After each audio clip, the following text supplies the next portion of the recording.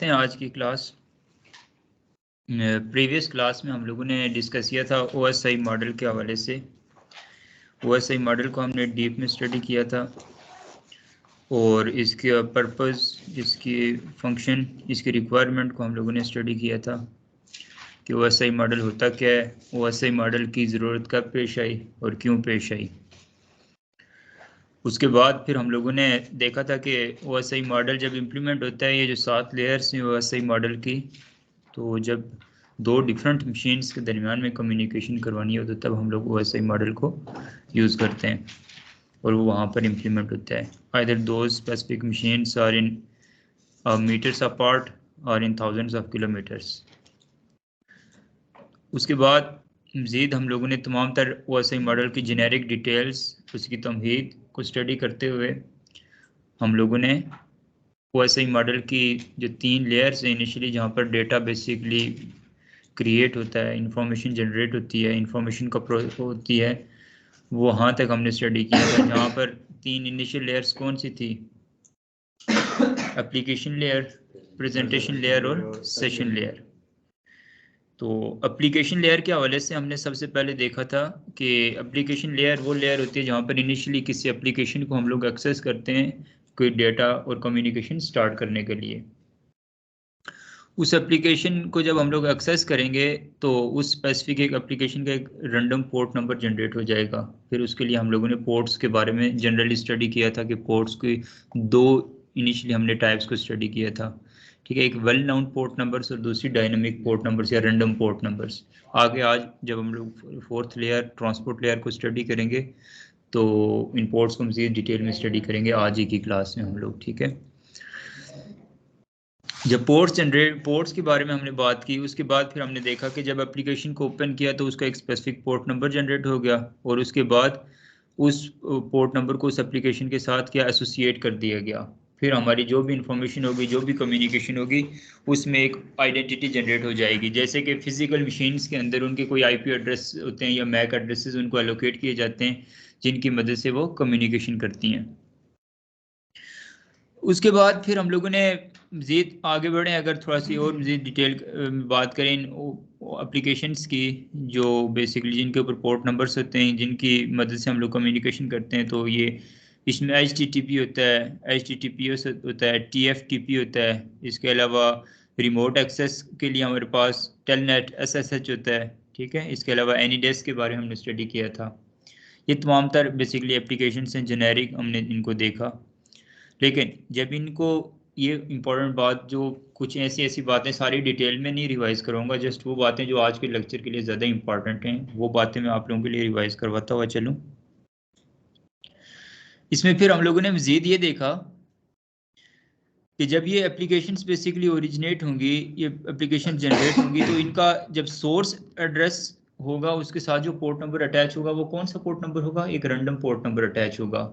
इस वजह से, क्योंकि एक ही कंप्यूटर के, एक ही ब्राउज़र के मल्टीपल टैब्स के ऊपर हम एक स्पेसिफिक एप्लीकेशन को ही ओपन कर सकते हैं। यानी 5 टैब्स हमने लेट्स ओपन किए, पांचों भी हमने यूट्यूब ओपन कर ली, या फिर 5 रुपये हम लोगों ने टेलनेट ही कर दिया, तो सबके लिए टेलनेट का एक ही पोर्ट नंबर जब लगेगा फिर उसमें यूनिक क्या रहेगा।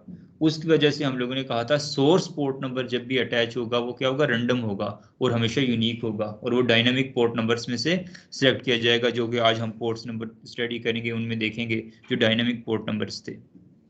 और डेस्टिनेशन पोर्ट नंबर हमेशा एक स्टैंडर्ड पोर्ट नंबर होगा और वो वेल नाउन पोर्ट नंबर्स में से होगा। जैसे कि टेलनेट है तो लेट्स सपोज उसका पोर्ट नंबर 22 अटैच होगा, ठीक है। इस तरह से अगर TCP का कोई हेडर लगा हुआ है, HTTPS का लगा हुआ है, तो वो क्या होगा? 443 होगा। HTTP के है तो पोर्ट नंबर 80 होगा, वगैरह वगैरह।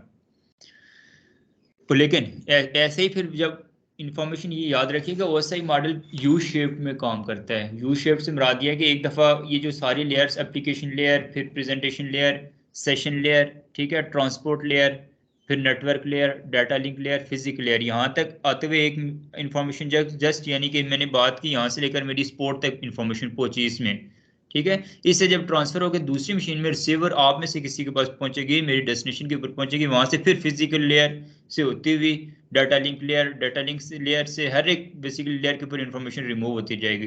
पहले फिजिकल लेयर पे जाएगी, वहां से फिजिकल लेयर की इंफॉर्मेशन रिमूव होगी, फिर डाटा लिंक लेयर, उसके बाद नेटवर्क लेयर, फिर ट्रांसपोर्ट लेयर, फिर सेशन लेयर, उसके बाद फिर एप्लीकेशन और प्रेजेंटेशन लेयर। तो इस तरह से बेसिकली इंफॉर्मेशन ओरिजिनेट होती है, पूरी यू शेप में ये कम्युनिकेशन होती है। तो जब वापस रिस्पांस का पैकेट आएगा, उस रिस्पांस के पैकेट के अंदर आप लोग ये याद रखिएगा कि जो इंफॉर्मेशन होगी उसमें सोर्स आईपी एड्रेस तो वही, सोर्स पोर्ट नंबर तो वही होगा, पोर्ट नंबर जो कि उस स्पेसिफिक डेस्टिनेशन का था, जैसे वेल नोन पोर्ट नंबर्स में से। लेकिन डेस्टिनेशन पोर्ट नंबर चूंकि इस सोर्स का होगा जिसने भेजा था हम, ठीक है, सेंडर, तो वहां पर डेस्टिनेशन पोर्ट नंबर वही रैंडम पोर्ट नंबर, वही यूनिक पोर्ट नंबर होगा इंफॉर्मेशन के साथ, कि जो डायनेमिकली अटैच हुआ था इनिशियली जब कन्वर्सेशन स्टार्ट हुई थी। ये इंफॉर्मेशन याद रखिएगा। और इसी चीज की मैं आप लोगों को प्रैक्टिकली पैकेट्स को कैप्चर करके, कोई कम्युनिकेशन डेली लाइफ के हम करेंगे, वहां से मैं आपको पैकेट्स कैप्चर करके दिखाऊंगा भी कि किस तरह से ये बेसिकली पोर्ट नंबर्स और ये इंफॉर्मेशन हेडर्स अटैच होते हैं डेली लाइफ के हमारी कन्वर्सेशन के साथ, कम्युनिकेशन के साथ। उसके बाद फिर हम लोगों ने डीएनएस की भी मैं आपको प्रैक्टिकली ये चीज़ करके दिखाऊंगा। हम लोगों ने कहा था कि एक सर्वर है, एक ऐसा सर्वर है जो कि हमें नाम के जरिए आईपी को फाइंड करके देता है, नेम टू आईपी रेजोल्यूशन करके देता है। हम लोगों को मुख्तलिफ वेबसाइट्स, मुख्तलिफ सर्वर्स के नाम तो नहीं याद रख सकते, फेसबुक है उसकी हमें आईपी अलग याद रखनी पड़े या कोई कमांड याद रखनी पड़े, मुश्किल काम है। नाम तो याद रखना आसान होता है, आईपी और नंबर्स याद रखने मुश्किल होते हैं और उनको आपस में डिफ्रेंशिएट करवाना। इसी वजह से जैसे आजकल अब आपके पास, आपको पता है विंडोज जो है वो ज़्यादा यूज़र फ्रेंडली इंटरफेस है। इससे पहले अगर लिनक्स की बात करें तो कमांड लाइन इंटरफेस होता था। कमांड लाइन इंटरफेस से मुराद ये होता था कि आपको मैसेज करने के लिए एक अलग कमांड लिखनी पड़ेगी, कमांड याद रखनी पड़ेगी, तब आपका कोई मैसेज जनरेट होगा। कोई एप्लीकेशन खोलेंगे उसके लिए अलग कमांड लिखनी पड़ेगी, तब आपका मैसेज जो है ना जनरेट होगा। जैसे आप अभी ये कॉन्फ़िगरेशन कर रहे होते हैं, वहाँ पर कितनी थोड़ी सी मखसूस कमांड्स होती हैं, वो भी याद रखनी कितनी मुश्किल होती हैं। लेकिन लिनक्स का जो ऑपरेटिंग सिस्टम है उसमें सारी कमांड्स होती हैं, हर काम ही आपको कमांड्स के जरिए करना पड़ता है। कमांड से मुराद वो जो हम कोडिंग कर रहे होते हैं, टाइप कर रहे होते हैं कॉन्फ़िगरेशन टेक्स्ट के फॉर्म में, ठीक है, अभी करके दिखाएंगे आपको। तो ये बेसिकली और मैं आपको एग्जांपल बता रहा था कि विंडोज़, अब देखें ना, हमें सामने अगर डेस्कटॉप के अंदर या किसी भी इंफॉर्मेशन को हम एक्सेस करना चाहें, अब यहाँ पर देखें लेट्स दिस पीसी ओपन करना है या कोई भी चीज़ ओपन करनी है, ब्राउज़र पे जाना है, तो मुझे मुख्तलिफ तरह की मेरी मेल्स हैं, इनमें से हर एक का नाम यहाँ पर लिखा हुआ है। नाम के जरिए उसको रिजॉल्व करना और उसको फाइंड करना आसान है, और साथ ग्राफिक्स भी बने हुए हैं। तो ये बेसिकली जो है ना यूज़र फ्रेंडली इंटरफेस है, ग्राफिकल इंटरफेस है। ग्राफिक्स के जरिए यूज़र को ईजिली जो है ना इंटरप्रेट किया गया, यूज़र को समझने में आसानी हुई है। सबसे पहले इनिशियली कमांड लाइन इंटरफेस था, उसके बाद मेन्यू ड्रिवन इंटरफेस था, वो जो आपके बटन वाले मोबाइल नहीं थे, बटन से एक एक मेन्यू को नीचे ऊपर आप लोग करते थे। उसके बाद फिर अब जो है ना ग्राफिकल यूज़र इंटरफेस GUI आया है, सबसे जो ज़्यादा यूज़र फ्रेंडली इंटरफेस है। आपको देखते साथ पता चल जाता है आपने किस चीज़ को एक्सेस करना है। इसके लिए बहुत ज़्यादा आपके पास एक्स्ट्रा नॉलेज की ज़रूरत नहीं है। हमारे देखें आजकल इसी यूज़र फ्रेंडली इंटरफेस की वजह से, इसी ग्राफिक्स की वजह से छोटे छोटे बच्चे 2-2, 3-3 साल के, उनको पता होता है, वो नज़र से शक्ल से पता चल जाता है ये यूट्यूब है, वो ओपन कर लेते हैं, उस वक्त कार्टून्स की शक्ल आ जाती हैं। उन्हीं को उसके बजाय कमांड्स लिखनी पड़े तो फिर भी वो मोबाइल देखेंगे? नहीं देखेंगे, ऑब्वियसली नहीं देखेंगे, कमांड्स को उनको क्या पता है। तो इसी वजह से जैसे जैसे जो है ना बेसिकली इंफॉर्मेशन ग्रो कर रही है, इंक्रीमेंट हो रहा है कम्युनिकेशन नॉलेज के अंदर, कुछ इसके पॉजिटिव भी बेनिफिट्स भी हैं, लेकिन कुछ जो मैंने बता दिया ड्रॉबैक्स के तौर पर भी इसको यूज़ किया जा रहा है, ठीक है। तो ये थी बेसिकली, इस वजह से हम लोग बात कर रहे थे कि डीएनएस में इसी तरह से हम लोगों को कमांड्स याद रखना या कोई स्पेसिफिक आईपीज याद रखना आसान नहीं है इतना। उसके बरक्स एक सर्वर बना दिया गया है कि हम लोगों को स्पेसिफिक वेबसाइट्स के नाम का एक एक स्पेसिफिक एक लफ्ज़ भी आ जाए, हम वो सर्च करते हैं, तो ये डीएनएस हमें उससे रिलेटेड आईपी सर्च करके हमें उसके साथ कम्युनिकेशन स्टार्ट करवा देता है।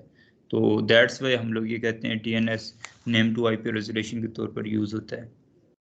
उसके बाद DHCP, जैसे अब हम लोग लैपटॉप डिवाइसेस को ऑटोमेटिक ऑन करते हैं, फ़ौरन हमें इंटरनेट के साथ इनकी कनेक्टिविटी मिल जाती है, क्योंकि DHCP चल रहा होता है, ऑटोमेटिकली हमें आईपी मिल जाती है। जब भी आपकी वायरलेस आपके रेंज में कोई भी ऐसी मशीन हो, ऐसी आपके पास AP एक्सेस पॉइंट लगा हो जहाँ पे आप पहले से रजिस्टर्ड हैं, जैसे आपका रजिस्टर्ड होना ज़रूरी है, उस पर जैसे ही आप उसकी रेंज में जाएंगे आपको ऑटोमेटिकली आईपी मिल जाता है, ऐसा ही है। तो ऑटोमेटिकली इस वजह से मिलता है कि वहाँ पर DHCP कॉन्फ़िगर होता है। डायनेमिकली, डायनेमिकली से मुराद होता है ऑटोमेटिकली होस्ट को कॉन्फ़िगर करने वाला प्रोटोकॉल, ठीक है।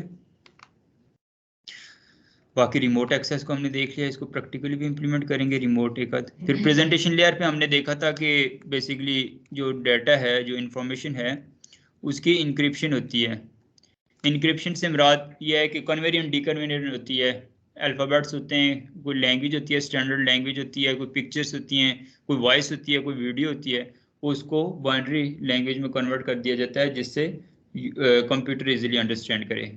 मशीन अंडरस्टैंडेबल फॉर्मेट के अंदर उसको कन्वर्ट कर दिया जाता है। उसके बाद जब रिसीवर में पहुंचती है तो उसको क्या किया जाता है, वापस रिसीवर 01 तो नहीं पढ़ता ना, उसको वापस वही सेम इन्फॉर्मेशन मिलती है। अब वो सेम इन्फॉर्मेशन कैसे मिलती है, उसमें चेंजेस क्यों नहीं होती 01 की फॉर्म में, वो आज की हमारी डिस्कशन है, उसको आज हम लोग देखेंगे मजीद डिटेल में। आज सिर्फ अभी इतना समझें कि प्रेजेंटेशन लेयर में कन्वेरिएंट और डीकन्वेरिएंट होती है। डीकन्वेरिएंट से मुराद वापस उसी जो बेसिकली एक टेक्स्ट होता है जो 01 की फॉर्म में कन्वर्ट हो जाता है, उसको ओरिजिनल फॉर्म में लेकर आना। फिर सेशन लेयर में सोर्स टू डेस्टिनेशन एक सेशन क्रिएट होता है, ठीक है। उस सेशन का ये पर्पस होता है कि इनकी अपनी कम्युनिकेशन को मेंटेन रखना, ठीक है। हर एक टैब के लिए एक अलग से सेशन होता है जिसकी मदद से उनकी कम्युनिकेशन होती है। ये थी वो चीज़ें जो हम लोगों ने प्रीवियस क्लास में डिस्कस की थी। अब आज के टॉपिक में हम लोग स्टार्ट करते हैं transport layer, layer 4, which is one of the most important layer in the communication of OSI model in all the layers. अब देखें, इससे पहले हम लोगों ने जो बात की वो एक इन्फॉर्मेशन की बात की, इन्फॉर्मेशन कलेक्ट हुई, इन्फॉर्मेशन ओरिजिनेट हुई, इन्फॉर्मेशन को किसी एक स्टैंडर्ड फॉर्मेट में लाया गया। तो मैंने आपको बताया था कि इनको जब इनिशियली मैंने आपको ये लेयर्स लिखवाई थी, जिन लोगों ने प्रीवियस क्लास ली है, तो मैंने आपको दो पार्ट्स में OSI मॉडल को डिवाइड करवा दिया था। एक पार्ट मैंने कहा था कि आज पढ़ाऊंगा, तो वो पार्ट क्या था, प्रेजेंटेशन लेयर, एप्लीकेशन लेयर और सेशन लेयर। उसके बाद दूसरा पार्ट जो है उसको अभी हम लोग डिस्कस करते हैं। वो पहला पार्ट जो था इंफॉर्मेशन जनरेट होने का, अब जो पार्ट हम लोग पढ़ रहे हैं वो उसको इंफॉर्मेशन को प्रोसेस करने का। आज हम लोग उस इंफॉर्मेशन को सोर्स डेस्टिनेशन प्रोसेस करेंगे, आगे फॉरवर्ड करवाना है, डेस्टिनेशन तक उसको भेजना स्टार्ट करना है। पहले इंफॉर्मेशन बनी, अब उस इंफॉर्मेशन को प्रोसेस करना हम लोगों ने स्टार्ट करना है। तो उसके लिए आपके पास जो नेक्स्ट 4 लेयर्स हैं, आज हम लोग उसमें उन चीज़ों के बारे में स्टडी करेंगे जिनमें ट्रांसपोर्ट लेयर है, ठीक है, डाटा लिंक लेयर है, फिर नेटवर्क लेयर है, डाटा लिंक लेयर है और फिजिकल लेयर है। तो लेयर्स देखें ना, इस तरह से आपको समझना भी आसान हो जाएगा। इन OSI मॉडल को याद नहीं रखना पड़ेगा, रट्टे नहीं लगाने पड़ेंगे, इस तरह से आपको कंसेप्ट क्लियर हो जाएगा कि OSI मॉडल का पर्पस बेसिकली ये है।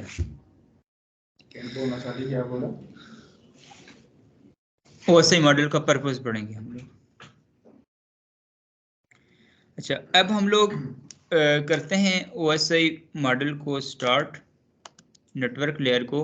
तो ट्रांसपोर्ट लेयर, ट्रांसपोर्ट लेयर में बेसिकली सबसे पहले ये याद रखिएगा दो मेन प्रोसेसेस चलते हैं, एक ट्रांसमिशन कंट्रोल प्रोटोकॉल और एक यूजर डाटाग्राम प्रोटोकॉल। ये दो प्रोसेसेस हैं जो हमारी इंफॉर्मेशन को आगे डेस्टिनेशन तक प्रोसेस करवाते हैं। इनको सबसे पहले हम लोग समझेंगे, TCP और UDP, these are the two main protocols. देखिए जहां पर भी हम लोग ट्रांसपोर्ट लेयर इंफॉर्मेशन की, हम लोग लेयर्स की इंफॉर्मेशन अटैच करते हैं, वहां पर ये लाजमी, जब भी लेयर 4 की बात आएगी तो ये लाजमी अटैच होगा। अब देखें ये जो हमने डायग्राम बनाई हुई है, इससे भी आपको समझने में आसानी होगी। अब देखें लेयर 1 2 3 4 को एक अलग ग्रुप बना हुआ है और लेयर 5 6 और 7 का एक अलग ग्रुप बना हुआ है। 5 6 और 7 में क्या है, डेटा और इंफॉर्मेशन है। जबकि अब यहाँ पर लेयर 4 में आए तो यहाँ पर ये देखें दो मेन प्रोसेसेस हैं, एक TCP का प्रोसेस है और दूसरा UDP का प्रोसेस है। तो और उसके साथ क्या लगा हुआ है, सोर्स पोर्ट नंबर और डेस्टिनेशन पोर्ट नंबर। तो इन दोनों चीजों को, ये दो चीजें हमें अंडरस्टैंड करना जरूरी है कि ये सोर्स पोर्ट नंबर और डेस्टिनेशन पोर्ट नंबर क्या है और TCP और UDP क्या है, ठीक है।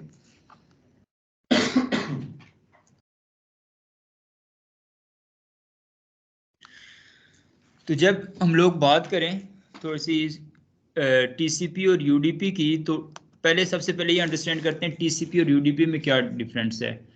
अब हम लोग जब कम्युनिकेशन करते हैं तो कम्युनिकेशन दो तरह की होती है, एक कनेक्शन ओरिएंटेड प्रोटोकॉल है इनमें से और एक कनेक्शन लेस प्रोटोकॉल है। अब कनेक्शन ओरिएंटेड और कनेक्शन लेस में क्या फ़र्क है, बाज़ औक़ात हमारी इंफॉर्मेशन कम्युनिकेशन ऐसी होती है जहाँ पर हमारी बिट्स लॉस होने के कोई चांसेस नहीं होते और बिट्स लॉस होने की कोई हमारे पास वो नहीं होती, कोई सहूलत नहीं होती, या कोई ऐसा आपके पास मैकेनिज्म नहीं होता कि जब आपकी कोई बिट लॉस और इन्फॉर्मेशन आपकी डेस्टिनेशन तक पहुंचे। आमतौर पर आप किसी को वीडियो भेजते हो, करप्ट हुई वीडियो, आधी वीडियो कभी नहीं पहुंचती, या तो सारी जाती है या तो फेल्ड टू सेंड लिखा हुआ आ जाता है, ऐसा ही है। या फिर इसकी एग्जांपल मैंने प्रीवियस क्लास में बताई थी कि जब सेशन बिल्ट होता है तो दरम्यान में टीटीएल की वैल्यू हमने स्पेसिफिक लगा दी जाती है, उससे जैसे ही एक्सीड होगी इंफॉर्मेशन या टाइम तो आपकी बेसिक पैकेट ड्रॉप हो जाएगा। तो टीसीपी जो है ट्रांसमिशन कंट्रोल प्रोटोकॉल जो है वो कनेक्शन ओरिएंटेड प्रोटोकॉल है, ठीक है। इसका ये मतलब है कि जब टीसीपी के जरिए ये दो प्रोसेस है ना, हमारी इंफॉर्मेशन जो भी होगी डेली लाइफ में आप जो भी कम्युनिकेशन करते हो, आप अपने मामू के साथ ऑस्ट्रेलिया में वो बैठे हुए कम्युनिकेट करते हो, कोई वॉइस कॉल करते हो, तब भी या तो टीसीपी यूज कर रहे हो या तो यूडीपी यूज कर रहे हो। चाहे आप व्हाट्सएप पे कोई वीडियो देख रहे हो या यूट्यूब पे कोई वीडियो देख रहे हो, आम टेक्स्ट मैसेजेस कर रहे हो, कोई वेबसाइट आपने एक्सेस की हुई है, जो भी आप डेली लाइफ में मोबाइल की मदद से कम्युनिकेशन करते हैं, उनमें इन दोनों में से एक प्रोटोकॉल लाजमी इन्वॉल्व होता है, या तो टीसीपी या तो यूडीपी। इसलिए इनको आपको समझना बहुत ज्यादा जरूरी है, ठीक है। टीसीपी को पहले थोड़ा सा अंडरस्टैंड करते हैं, फिर यूडीपी की तरफ चलते हैं, और फिर टीसीपी को ज़्यादा डिटेल में स्टडी करेंगे, और फिर यूडीपी को। टीसीपी सबसे पहली बात है कनेक्शन ओरिएंटेड प्रोटोकॉल है। कनेक्शन ओरिएंटेड प्रोटोकॉल से मुराद यह है कि पहले सोर्स और डेस्टिनेशन के दरमियान में प्रॉपर सेशन क्रिएट होगा, उसके बाद उनके दरमियान में जो भी कम्युनिकेशन होगी उस कम्युनिकेशन में बिट के लॉस होने के कोई चांसेस नहीं होंगे। क्यों? कि सेशन पहले से क्रिएट हुआ हुआ है। सेशन क्यों क्रिएट हुआ हुआ है, अब ये चीज को समझना जरूरी है कि इसमें 3 वे हैंड शेकिंग का कंसेप्ट यूज किया जाता है, ठीक है। 3 वे हैंड शेकिंग का कंसेप्ट, इस 3 वे हैंड शेकिंग की वजह से ही आपका जो है टीसीपी जो होता है उसमें इंफॉर्मेशन लॉस नहीं होती। अब 3 वे हैंड शेकिंग से क्या मुराद है? सबसे पहले सेंडर, लेट्स ए है, रिसीवर बी है, सेंडर ए जो है वो बी को एक सिंक्रोनाइजेशन मैसेज भेजेगा जिसको सिंक कहा जाता है, जिनकी मदद से उनके दरमियान में एक इस्टेब्लिश होगा कनेक्शन जिसके साथ उनको एक इंफॉर्मेशन जाएगी। उसके बाद सिंक्रोनाइजेशन का जब उनके दरमियान में मैसेज आएगा, उसके बाद फिर क्या होगा, रिसीवर जो होगा वो उस सिंक्रोनाइजेशन का रिप्लाई भेजेगा कि हाँ भाई तुम्हारा मैसेज जो है मुझे पहुंच गया है। जब वो उसका मैसेज पहुंचेगा तो ये यानी सेंडर ने रिसीवर को मैसेज भेजा सिंक्रोनाइज का, फिर रिसीवर ने सेंडर को उसकी एक्नॉलेजमेंट भेजी, फिर सेंडर क्या करेगा, उसकी एक्नॉलेजमेंट का एक एक्नॉलेजमेंट उसको भेजेगा कि हाँ भाई तुमने ये जो कहा था कि आपका मैसेज मुझ तक पहुंच गया, ये इंफॉर्मेशन भी मेरे पास पहुंच गई है। समझ गए बात को? मैं आपको 10 से भेजता हूँ, आप मुझे जो मैसेज करते हो कि हाँ भाई आपके 10 से मुझ तक पहुंच गए, ठीक है। मैं फिर कहती हूँ ठीक है, आपने जो मुझे मैसेज कहा था कि 10 से पहुंच गए वो भी मुझ तक पहुंच गया दरमियान में, यानी पूरी कम्युनिकेशन के दरमियान में कोई प्रॉब्लम नहीं हुआ, मुझे भी पता चल गया आप तक 10 से पहुंच गए, आपको भी पता चल गया कि मुझे ये पता चल गया है। आपका भी तो लाजमी है ना कि मुझे बताओ, और वापस आपको भी तो एक्नॉलेजमेंट होनी चाहिए कि इसको पता चल गया है, जैसे मुझे एक्नॉलेजमेंट हुई है कि आपको पता चला है। तो ये यानी कि 3 स्टेप्स में ये आपकी कम्युनिकेशन होती है। तो इस वजह से आपको लगता है ना देखने में, पहले एक मैसेज है, थोड़ा सा आपको एक चीज लग रही है कि ज्यादा फालतू हो गया, मैसेज जाना और आना तक बात ठीक थी, लेकिन वापस उसकी भी एक्नॉलेजमेंट आई है, दैट्स वाई ये स्लो होता है। इसका एक ड्रॉबैक भी है कि जो टीसीपी का जो प्रोटोकॉल होता है, इसकी जो कम्युनिकेशन स्लो स्टार्ट मैकेनिज्म है ये आपके पास।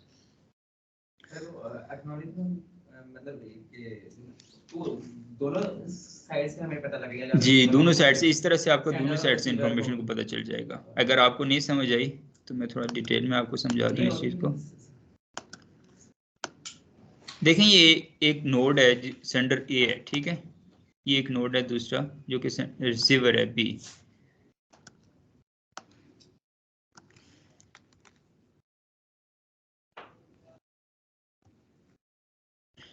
अब इसमें सबसे पहले ये हुआ कि सेंडर ने एक मैसेज भेजा रिसीवर को, ठीक है।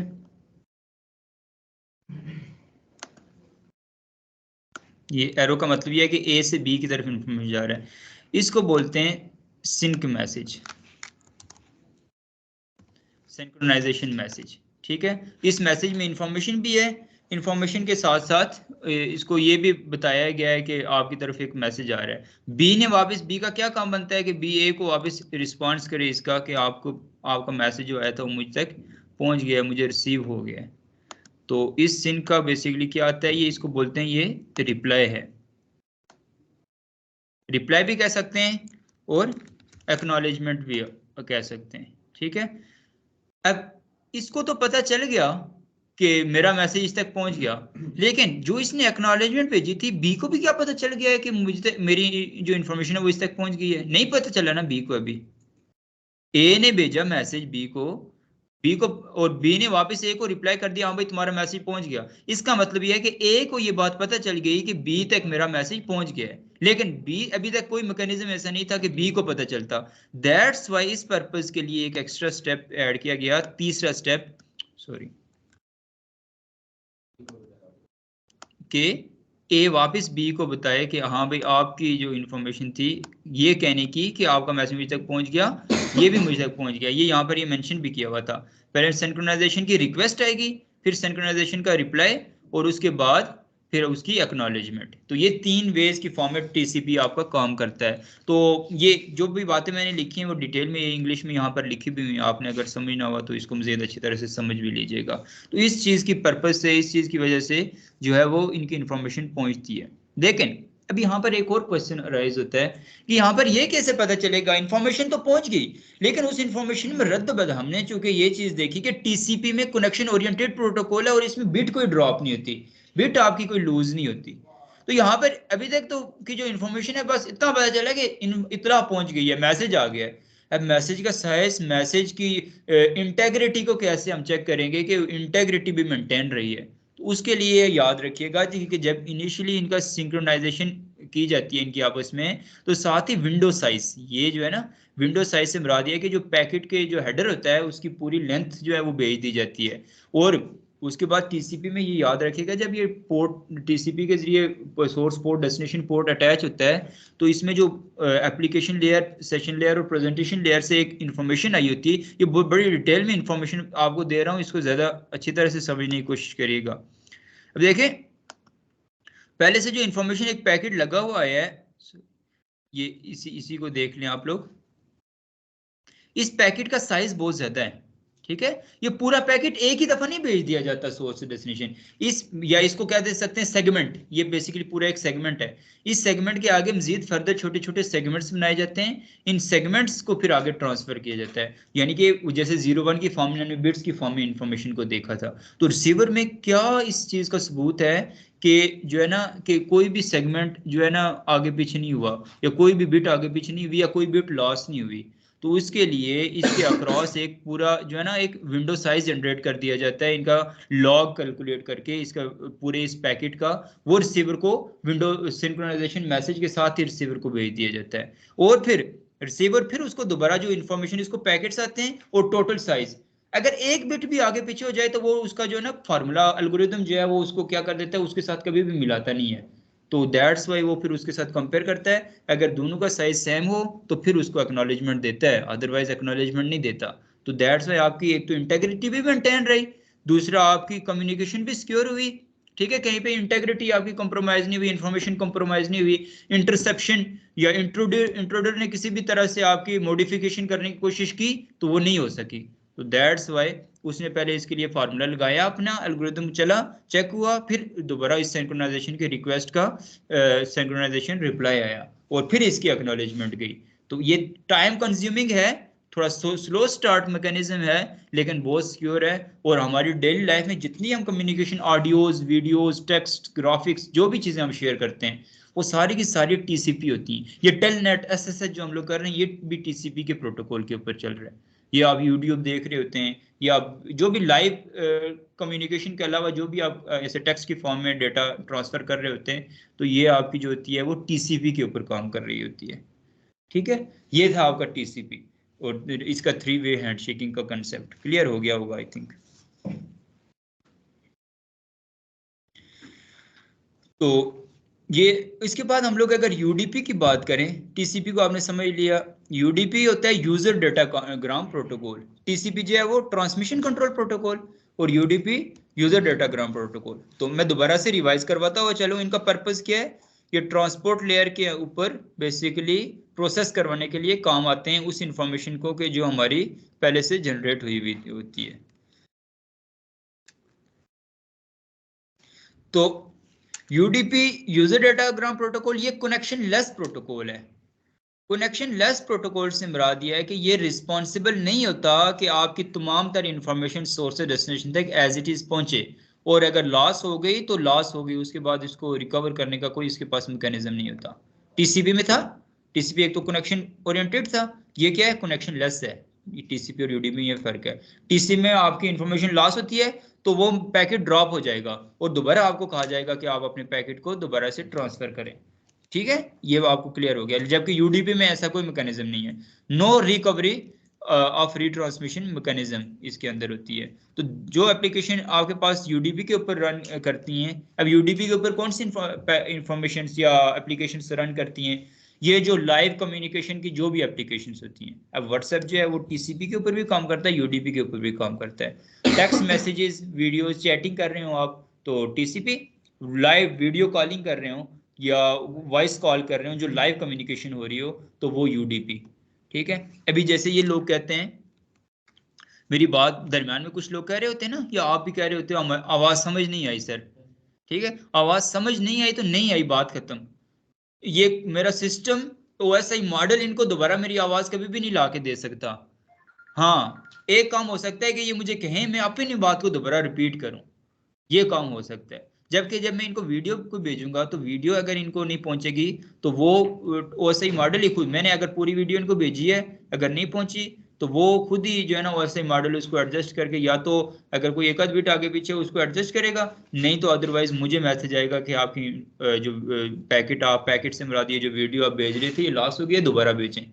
ठीक है, जबकि वीडियो आप मामों के साथ कॉल कर रहे हैं, चाचू के साथ कॉल पर लगे हुए हैं, तो जब दरमियान में नेटवर्क ड्रॉप हुआ, आधी बात कटी हुई आई, तो आपको दोबारा वो बात पहले समझ आएगी, दोबारा से टीसीपी यूडीपी को इंफॉर्मेशन प्रोटोकॉल चलेगा, जो बात मिस हुई हुई थी वो आपको बताएंगे। जब तक तो मामू ने दो चार और बातें कर देनी होती हैं। या फिर यहाँ पर अगर मेरी कोई बात किसी को ड्रॉप होती है, चाहे इस साइड पे नेटवर्क एरर हो चाहे रिसीविंग साइड पे नेटवर्क एरर हो, अगर वही बातें ये सुनते रहें तब तक मैं अगली बातें कर चुका हूँ, इसका मतलब ये लोग पीछे और मैं आगे चल रहा हूँ, तो फिर तो जो है ना सारा कुछ मिक्स हो जाएगा। मेरी जो है ना वो कहते हैं कि लिपसिंग कुछ और होगी, अल्फाज कुछ मुंह से और निकल रहे होंगे। ठीक है, तो वो सारा गड़बड़ हो जाएगी। तो दैट्स वाई यूडीपी क्या करता है, आपको रियल टाइम पैकेट्स आपको शेयर कर रहा होता है, और कोई भी पैकेट ड्रॉप होता है तो आपको उसको रिकवरी का मैकेनिज्म नहीं होता। तो इस वजह से इसको बोलते हैं ये कनेक्शन लेस प्रोटोकॉल है। समझ गए बात को? तो अभी जो हम लोग कम्युनिकेशन कर रहे हैं ये यूडीपी के जरिए कम्युनिकेशन कर रहे हैं, ये चूंकि अभी लाइव कम्युनिकेशन हो रही है। आप लोग भी, ठीक है, आप में से भी दरमियान किसी की आंख लग गई, फिर सो गया, जैसे अबरार लास्ट क्लास में सो रहा था, तो वो जो बातें मिस हो गई तो हो गई। उसके लिए फिर इसको क्या करना पड़ेगा, या तो उठ के मुझे कहता मुझे रिवाइज करवाएं, या फिर जैसे अभी लाइव यहाँ पर लोग मेरे पास कॉन्फ्रेंस में मौजूद है, मल्टीकास्टिंग हो रही है, तो इन लोगों को भी इंफॉर्मेशन जो है ना वो यूडीपी के जरिए जा रही है। दरमियान में किसी का कनेक्शन ड्रॉप होता है, कुछ भी होता है, तो वो जो है ना कोई ऐसा कनेक्शन या कोई ऐसा मैकेनिज्म नहीं है कि उनको वो रिसीव हो सके। जी सर, लेकिन बाज़ बात मतलब स्काइप पे होता है कि आपकी आवाज़ जो है ना रुक रुक के आती है, लेकिन वो बाद में देखता है आपकी पूरी आवाज़। बाद में जब दोबारा सुनते हो ना? नहीं सर, मुझे जब आपकी बाद में ना अटक रही होती है आवाज़, जैसे जो ना इंटरनेट का प्रॉब्लम होता है, लेकिन जब वो नेट ठीक होता है वो एकदम से नहीं आती आवाज़। तो नेट ठीक होता है तो वो वाली आवाज आती है जो उस वक्त बोल रहा होता हूँ, या जो पहले दो मिनट पहले नेट खराब हुआ था तो जो आवाज आई थी? वो जब नेट ठीक होता है तब 2 मिनट पहले वो 2 मिनट पहले वाली जब नेट ठीक होता है तब आवाज आती है? कंटिन्यूअस नहीं करेगा 2 मिनट पहले वाले, कि कभी भी नहीं करेगा ना, तभी तो कह रहा हूँ कि पैकेट रुका हुआ ना, पैकेट को दोबारा भेजेगा आपकी तरफ। तो वो पैकेट वो वाला इंफॉर्मेशन आएगी जब उस 2 मिनट के बाद वाली भेज रहा हूँ, वो वाली इंफॉर्मेशन आएगी। 2 मिनट पहले वाली जो मिस होगी तो होगी, वो नहीं भेजेगा। ट्रैक चेक करिएगा इसको जरा, ठीक है?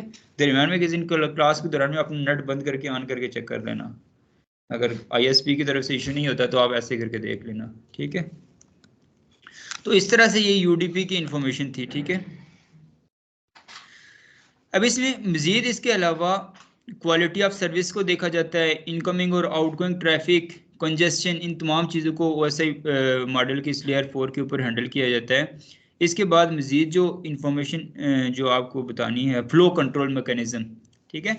यहाँ पर OSI मॉडल की जो ट्रांसपोर्ट लेयर है, यहाँ पर फ्लो कंट्रोल मैकेनिज्म को भी देखा जाता है।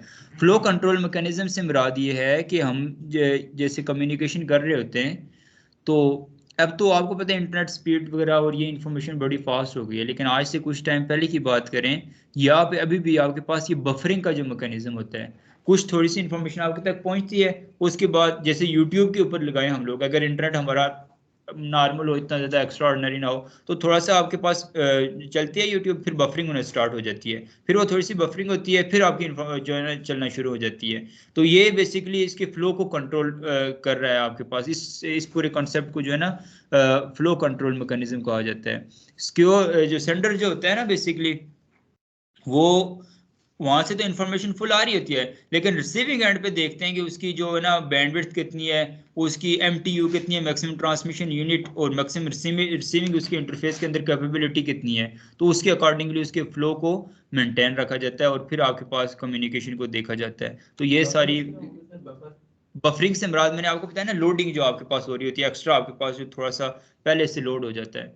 ठीक है, तो ये है इसका फ्लो कंट्रोल मैकेनिज्म के हवाले से। और इसके बाद जो हम लोग मजीद अगर इसकी बात करें, जो यहाँ पर ये टीसीपी और यूडीपी को हमने देख लिया। अब यहाँ पर सोर्स पोर्ट और डेस्टिनेशन पोर्ट नंबर, ये हम लोग देखते हैं कि ये किस तरह से आपके पैकेट के साथ अटैच होगी।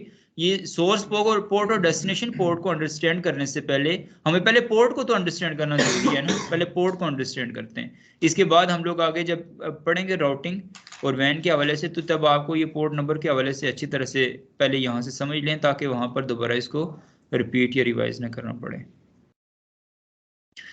तो पोर्ट नंबर सबसे पहले याद रखिएगा, नेटवर्किंग के अंदर अगर पोर्ट नंबर्स की बात करें तो ये एप्लीकेशन के कुछ ऐसे पॉइंट्स होते हैं, एक ऐसे एंड पॉइंट्स होते हैं, एक ऐसी आइडेंटिटीज होती हैं जो कि हर एक स्पेसिफिक हमारा जो प्रोसेस होता है हमारे कंप्यूटर के अंदर चल रहा होता है उसको आइडेंटिफाई करते हैं और एक दूसरे से उसको सेपरेट करते हैं, ये पोर्ट्स। ठीक है, हमारे प्रोसेसेस को एक दूसरे से सेपरेट करते हैं। प्रोसेस से मुराद क्या है, वो प्रोसेस जो होगा वो बेसिकली किसी एप्लीकेशन के ऊपर चल रहा होगा और उसी एप्लीकेशन की एक यूनिक आइडेंटिटी जो होगी वो उसका पोर्ट नंबर कहलाएगा। ठीक है, ये पोर्ट बेसिकली एप्लीकेशन, मुख्तलिफ तरह की एप्लीकेशंस को आपस में कम्युनिकेट और फैसिलिटेट करवाने के लिए यूज होती हैं। अब ये कॉन्सेप्ट बड़ी अच्छी तरह से समझिएगा कि पोर्ट नंबर के हवाले से, पूरा ट्रांसपोर्ट लेयर के हवाले से एक उसका क्रैक्स में आपको अगर बताऊं, नेटवर्क लेयर आपको पता आईपी बेस्ड होती है ना। इससे अगली जो लेयर देखेंगे उसके बारे में भी थोड़ा सा आपको ट्रांसपोर्ट लेयर को समझने से पहले जरूरी है। ट्रांसपोर्ट लेयर जो इससे अगली जो लेयर है वो कौन सी है, नेटवर्क लेयर है, लेयर 3। अभी लेयर 4 स्टडी कर रहे हैं, इसके बाद लेयर 3 को स्टडी करेंगे। उसमें आपको इतना पता है कि लेयर 3 में सोर्स आईपी और डेस्टिनेशन आईपी अटैच होती है। अब ये याद रखें, ये लेट्स सपोज एक रावलपिंडी हमारा ये वाला राउटर है, इसकी लैन में एक स्विच लगा हुआ है जैसे आपके सामने, उसके साथ आगे ये पीसी लगा हुआ है, ये केबल के साथ ये पीसी, ये एक ये है। ठीक है, और ये यहाँ पर जो है ना कराची है कहीं पे भी उसकी लैन में एक डिवाइस लगी है, इसके साथ हमने कम्युनिकेट करना है। अब जो लेयर 4 होगी पोर्ट नंबर, वो किस चीज की रिस्पॉन्सिबल है और लेयर 3 किस चीज की रिस्पॉन्सिबल है। पहले लेयर 3 के बारे में आप देख लें, जस्ट थोड़ी सी इन्फॉर्मेशन, ताकि आपको लेयर 4 और लेयर 3 में डिफरेंस, अक्सर यहाँ पर लोग कंफ्यूज होते हैं क्योंकि इसकी इन्फॉर्म बातें थोड़ी थोड़ी सेम होती हैं, बाज़ औक़ात चीज़ों को इधर यहाँ पे मिक्स किया जाता है। जो लेयर 3 है ना, वो रिस्पॉन्सिबल है मेरे इस लैपटॉप की, ये जो पोर्ट है ना, जिस पोर्ट से आगे इथरनेट के जरिए आगे कोई भी मशीन कनेक्ट है, लेट्स सपोज, ठीक है, कोई भी, अब लेट्स सपोज ये केबल लगा दी हमने, ये केबल किसी एक, इसको भी, ये भी पोर्ट होती है। ठीक है, ये फिजिकल पोर्ट होती है, ये एक पोर्ट के साथ एक तार लगी, इस पोर्ट से जहाँ पे ये तार लगी हुई है, ये वायर लगी हुई है, ये RJ45 को कनेक्टर लगा हुआ है, यहाँ से जैसे कि यहाँ पर ये वाले ये जगह वो पोर्ट है, यहाँ से लेकर इंफॉर्मेशन को यहाँ इस डिवाइस की इस स्पेसिफिक पोर्ट तक पहुंचाने के लिए जो लेयर रिस्पॉन्सिबल होती है ना, वो नेटवर्क लेयर होती है, लेयर 3। क्योंकि यहाँ इस इंटरफेस तक भी आईपी होता है और यहाँ तक भी इस इंटरफेस पे हम लोग आईपी असाइन करते हैं। ठीक है, लेकिन ट्रांसपोर्ट लेयर की क्या रिस्पॉन्सिबिलिटी है, पोर्ट्स को तो देखा, टीसीपी यूडीपी प्रोसेसेस को देखा, रिस्पॉन्सिबिलिटी उसकी क्या होती है। रिस्पॉन्सिबिलिटी उसकी ये होती है कि इस स्पेसिफिक डिवाइस की इस पोर्ट के बाद इसकी विंडो के ऊपर जो एक एप्लीकेशन चल रही है, उस एप्लीकेशन से इंफॉर्मेशन को उठाकर रिसीवर की भी उस खाली पोर्ट नहीं बल्कि उसकी डिवाइस के ऊपर जो एप्लीकेशन चल रही है उस एप्लीकेशन तक की उस इंफॉर्मेशन पहुंचाने के लिए रिस्पॉन्सिबल कौन सी लेयर होती है, वो ट्रांसपोर्ट लेयर होती है। यानी कि मैंने व्हाट्सएप खोला हुआ है, व्हाट्सएप मैसेज करूंगा तो उसको फेसबुक पे तो नहीं वो मैसेज रिसीव होगा, व्हाट्सएप पे रिसीव होगा। तो मेरी व्हाट्सएप की जो एप्लीकेशन का जो पोर्ट नंबर है वहां से इंफॉर्मेशन ओरिजिनेट हुई, वहां से लेकर उसकी भी व्हाट्सएप तक पहुंचाने के लिए, उसको शो करवाने के लिए, उसको ओरिजिनल बिट्स की फॉर्म में और उसकी ओरिजिनल इंफॉर्मेशन को वहां तक पहुंचाने के लिए जो रिस्पॉन्सिबल होगी वो ट्रांसपोर्ट लेयर होगी। समझ गए बात को? इस वजह से, और इन चीजों के लिए क्या रिस्पॉन्सिबल है कि उनकी पोर्ट्स जो है ना वो आपके पास यूनिक होनी चाहिए ताकि मिक्स ना हो जाए कहीं पे प्रोसेसेस उनके। तो पोर्ट्स की इंफॉर्मेशन को स्टडी करना जरूरी है। अब हम लोग पोर्ट्स को स्टडी करते हैं। तो पोर्ट्स जो है ना वो बहुत ज़्यादा असेंशियल है। हमने देखा कि मुख्तलिफ तरह की फंक्शनिंग के लिए डिफरेंट डिवाइसेस के अंदर उनके मुख्तलिफ तरह के रोल्स हैं। अब पोर्ट्स की टाइप्स देखें, जैसे हमने आईपीस की टाइप्स देखी थी, ठीक है, पहले क्लासेस देखी थी, types A B C D E, उसके बाद private IP address, public IP address, तो उनको अच्छी तरह अंडरस्टैंड किया। अब पोर्ट्स के बारे में सबसे पहले तो हमें ये पता होना चाहिए कि टोटल पोर्ट नंबर्स कितने हैं। ठीक है, टोटल पोर्ट नंबर्स हैं 0 से लेकर 65,535। ठीक है, ये नोट कर लें आप लोग।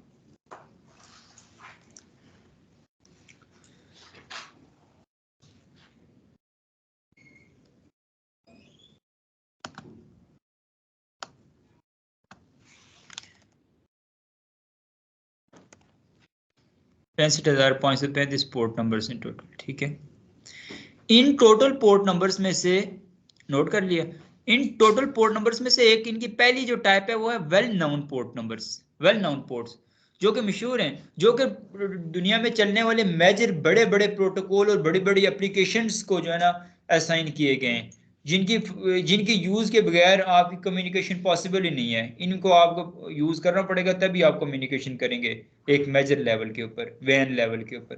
तो उनको कहते हैं वेल नाउन पोर्ट नंबर्स। ये हर एक प्रोटोकॉल के लिए, हर एक एप्लीकेशन के लिए रिजर्व कर दिए गए। रिजर्व का मतलब समझ है ना, हम किसी अच्छे रेस्टोरेंट में जाएं तो वहां पर कुछ चेयर्स टेबल्स ऐसे होते हैं जिनके ऊपर रिजर्व लिखा होता है कि कोई स्पेशल पर्सनैलिटी आ रही है या किसी ने बुक करवाया हुआ है। तो ये भी इनके अलावा किसी और को नहीं असाइन हो सकती। इसका ये मतलब है कि जिसके लिए रिजर्व है उनके अलावा किसी और को ये असाइन नहीं हो सकती। ठीक है, तो वो कितनी है, 0 से लेकर 1023। ये पोर्ट नंबर्स आपको वेल नोन पोर्ट नंबर्स। और इन पोर्ट नंबर्स, इनमें से मैक्सिमम जो कुछ इंफॉर्मेशन मैंने लिखी भी हुई है, और ये वेल नोन पोर्ट नंबर्स आपसे एग्जाम इंटरव्यू में भी और एग्जाम में भी और डेली लाइफ यूज के अंदर भी आपको इनकी बहुत ज़रूरत पड़ती है। इनको ज़ुबानी आपको याद रखना चाहिए। जैसे कि HTTP आप डेली लाइफ में यूज़ करते हो, नहीं करते? google.com करते हो, HTTP साथ ऑटोमेटिकली लिखा हुआ आ जाता है, http://www.google.com, hyper text transfer protocol.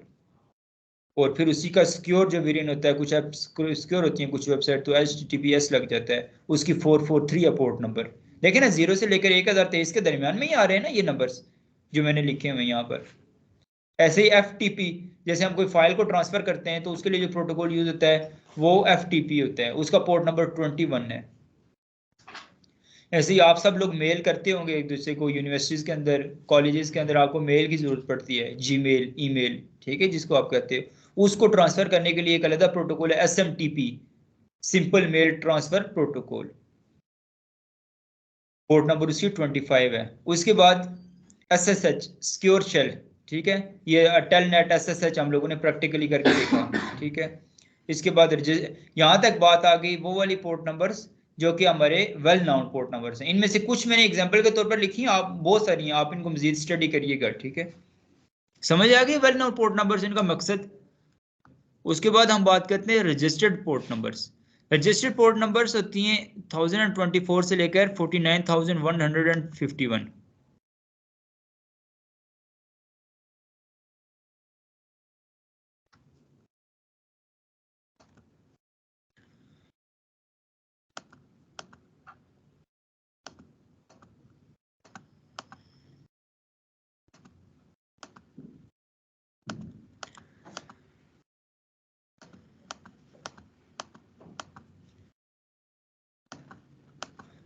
ये वैसे पोर्ट यहाँ पर पढ़ाई नहीं जाती, आगे जाकर पढ़ाई जाती हैं, इस वजह से मैंने इसमें कोई, आप लोग एक बार क्रॉस चेक कर भी लीजिएगा कि पोर्ट नंबर्स की जो लेंथ है वो यही है। इसमें कोई थोड़ी बहुत, वो कहते हैं ना, errors and omissions are accepted here.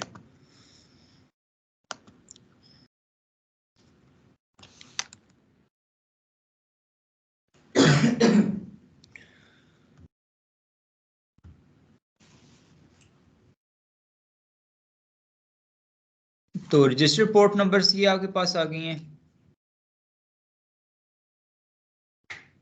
ये इनकी जो है ना, ये आयाना की तरफ से कोई स्पेसिफिक एप्लीकेशंस वगैरह, कोई रजिस्टर्ड वाइड लेवल एप्लीकेशंस जब आती हैं ना, उनके लिए जो असाइन की जाती हैं वो रजिस्टर्ड पोर्ट नंबर्स असाइन की जाती हैं। तो ये आयाना के लिए, आयाना पता है ना क्या आता है आयाना? आयाना के बारे में किसी को? असाइन नंबरिंग अथॉरिटी, जिसने आईपी को बनाया, आईपी को बनाने वाली जो कंपनी है उसको आयाना कहते हैं। पाकिस्तान में पीटीए वो लेकिन ओवरऑल तो हैंडल तो आयाना ही कर रहा है ना सारी चीज़ों को। तो दे प्रोवाइडेड, ये बेसिकली क्या करता है, ऑर्गेनाइजेशंस को एक स्पेसिफिक इनमें से असाइन कर देता है। जैसे आरडीपी वगैरह, रिमोट डेस्कटॉप्स हम लोग जब करते हैं उनके लिए अलग पोर्ट नंबर है। डाटाबेस के लिए जो है ना कोई हम लोग परचेज करते हैं, जैसे आप लोग डोमेन्स वगैरह परचेज करते हो जब वेबसाइट बनाते हो, एग्जांपल के तौर पर यूनिवर्सिटी के एफआईपी के अंदर आप लोग ज़्यादातर इसको यूज़ करते हो, ठीक है। इसके अलावा वगैरह वगैरह ये इनका है। फिर डायनामिक और प्राइवेट पोर्ट्स नंबर्स हैं, उनकी आगे ये मैक्सिमम जो है ना लेंथ यहाँ पर मेंशन की गई है। तो ये वो मैंने बताया था जो ऑटोमेटिकली जो है ना असाइन कर दिए जाते हैं। प्राइवेट पोर्ट नंबर्स हैं, कहीं पर भी इस्तेमाल होते हैं, जहाँ पर आगे these are usually assigned temporarily for duration of communication session. जब तक आपका सेशन ओरिजिनेट होता तब तक ही आपको असाइन कर दिए जाते हैं। इसमें टीसीपी, यूडीपी मेजर आपके पास यूज होता है, चूंकि हमने देखा था ट्रांसपोर्ट लेयर के अंदर यही दो मेजर प्रोसेसेस हैं। तो जब तक ये प्रोसेस चलता तब तक के ये वाले जो दो प्रोटोकॉल्स के ऊपर पोर्ट नंबर्स असाइन कर दिए जाते हैं। तो ये था सारा का सारा नेटवर्क ट्रांसपोर्ट लेयर के हवाले से। ये डिटेल में जरूरी, एक पहले सबसे पहले एप्लीकेशन लेयर और दूसरा ये ट्रांसपोर्ट लेयर, ये इन दोनों का बड़ा मेजर काम होता है आपकी कम्युनिकेशन के लिए। वैसे तो सारी इंपॉर्टेंट होती हैं, लेकिन जो है ना इंफॉर्मेशन ज़्यादा इसके बारे में आपको पता होनी चाहिए।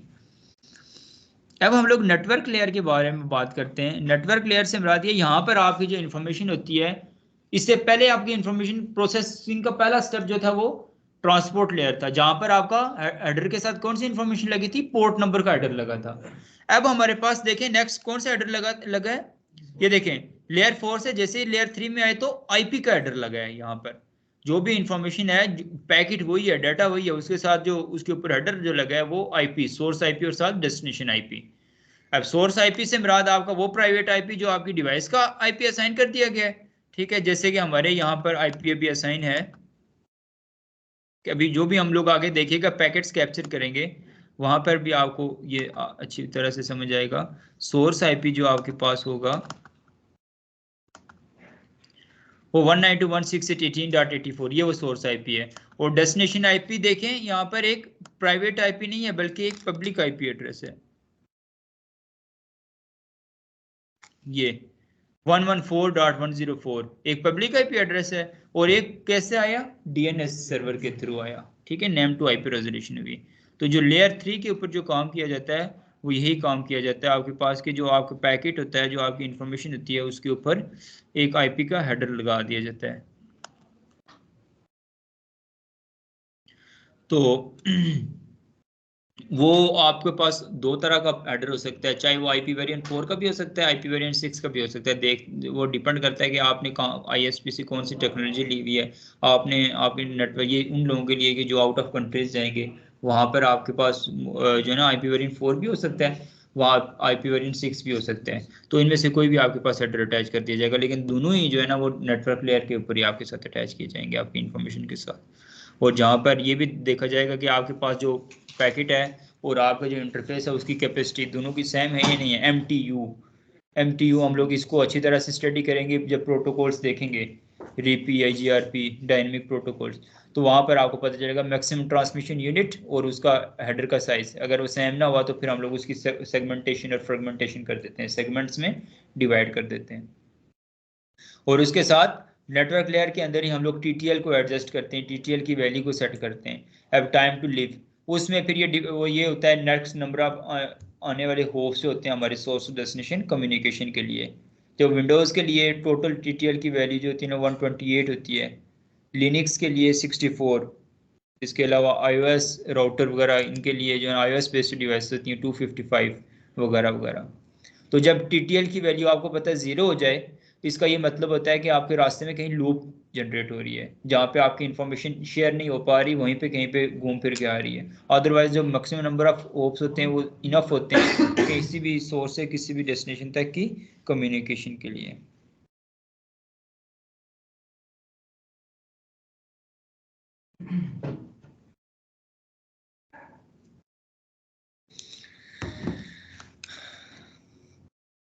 अब ये नेटवर्क लेयर के अंदर क्या होगा, अब मैंने आपको बताया था ना कि इंफॉर्मेशन की जब कम्युनिकेशन होती है वहां पर मैंने आपको यहाँ बताया था कि इस सोर्स यहाँ पर इस पोर्ट से लेकर इसकी पोर्ट तक की इंफॉर्मेशन ट्रांसफर करने के लिए नेटवर्क लेयर रिस्पॉन्सिबल होती है। इसका ये क्या मतलब है, एक तो आईपी का हेडर लगा, उसके दरमियान में रूट किया गया हमारे पैकेट को रास्ता।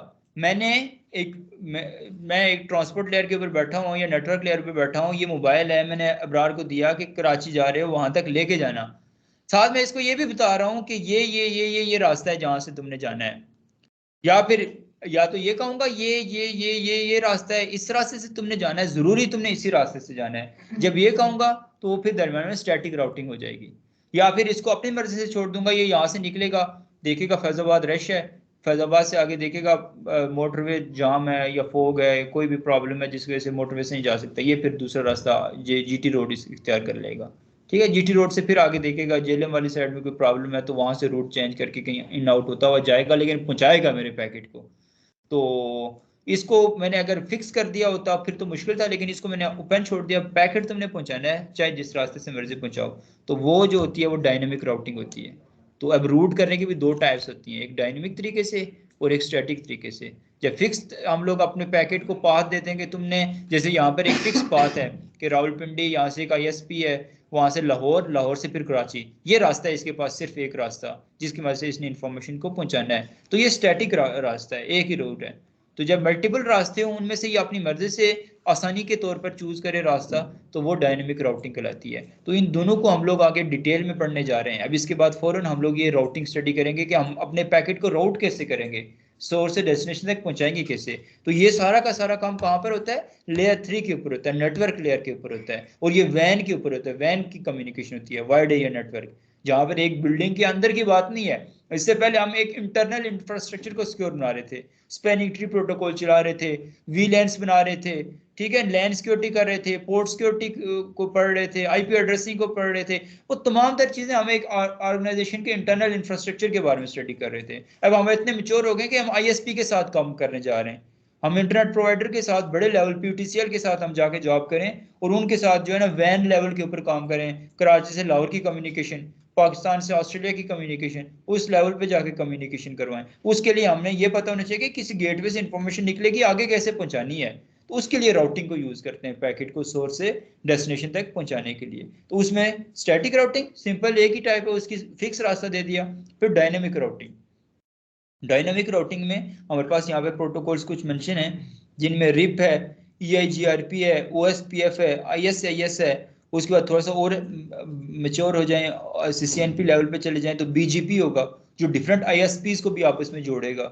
ठीक है, डिफरेंट जो है ना ऑटोनोमस सिस्टम्स को भी आपस में जोड़ेगा। तो ये तमाम तर जो है ना इंफॉर्मेशन को हम लोग स्टडी करते हैं नेटवर्क लेयर के अंदर। ठीक है, ये देखिए ये प्रोटोकॉल सीखे हुए जो हम लोग स्टडी करेंगे। ट्रैफिक को शॉर्टेस्ट पाथ, जब डायनेमिक राउटिंग होगी मैं अबरार को ये इन्फॉर्मेशन दूंगा जो शेयर करनी है, तो ये ऑब्वियसली इसको स्पेसिफिक बजट होगा इसके पास, तो शॉर्टेस्ट पाथ को चूज करेगा। तो डायनेमिक राउटिंग जब उसकी अपनी मर्जी होगी, उसको सारे पाथ कन्फिगर्ड होंगे, तो उनमें से शॉर्टेस्ट पाथ चूज करने के लिए मुख्तलिफ तरह के प्रोटोकॉल्स हैं। OSPF है, ISIS है, EIGRP है, रिप है या BGP है। इन तमाम को हम लोग डिटेल में इंशाल्लाह स्टडी करेंगे अब नेक्स्ट। ठीक है,